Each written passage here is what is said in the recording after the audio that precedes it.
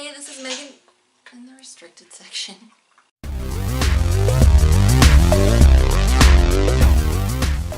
Hey, this is Megan in the restricted section. Today I'm going to talk about my February TBR jar pick, which was Enter Wildthyme by Paul Magyrs, and I'm going to draw my March TBR jar pick. So, Enter Wildthyme, I think, is based on some Doctor Who shit, and just to be fair, I don't care much for Doctor Who, so that may have influenced my feelings about this book.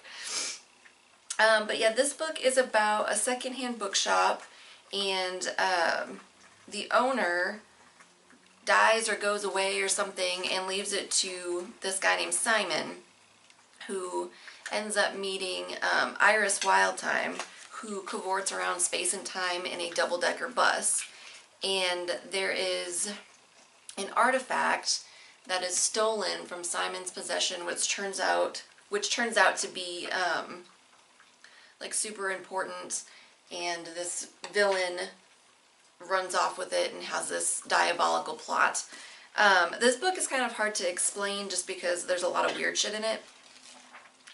And I don't want to give any spoilers in case you guys want to read this, but I wasn't a huge fan of this. I ended up only giving it 2 out of 5 stars, and ultimately it ended up being like too silly and ridiculous for me. The villains, like the bad guys in this story are from the dog world, and they're like poodles with hands. And the artifact that is so important is like a jar. It looks like a jam jar, but it's got a tiny little empress in it. There's a character that's a stuffed panda. And they go to these like alternative universes where like Paris gets invaded by Martians and gets taken over, and it's all just, it was too like bizarre and silly. So I didn't much care for it. I also found a couple of typos in here, which is just kind of irritating.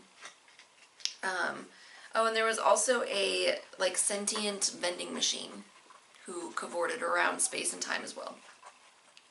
So yeah, all that was a bit much for me, and I had a hard time, like, I don't know.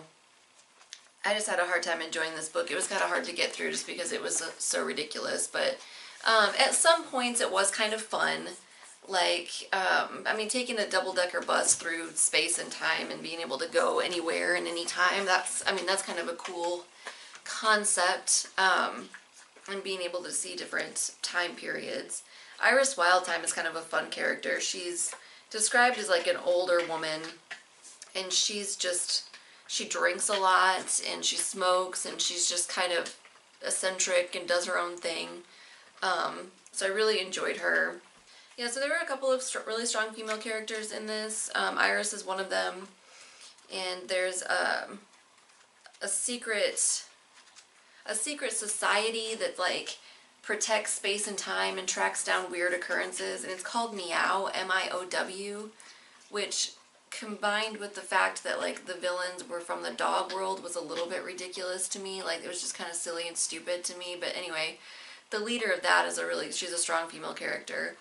There are a couple of gay characters in this, which I also liked, the representation there. But yeah, so there were some positive things about this book, but ultimately I just found it too silly and ridiculous to really enjoy all that much. So, like I said, 2 out of 5 stars. Yeah, it was alright. I didn't care for it. So yeah, so now I will draw from my TBR jar and see what I will read from it in March. Get it down without dropping it.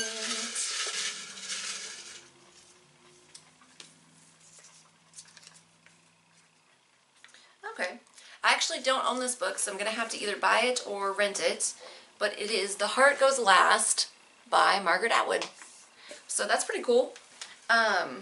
I probably will just end up buying that because I really dig Margaret Atwood. So that will be what I read in March from my TBR jar.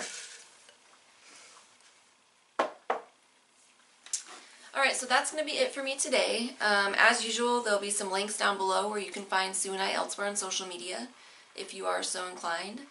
And if you're not already subscribed to the restricted section, you should do it. And I'll see you next time.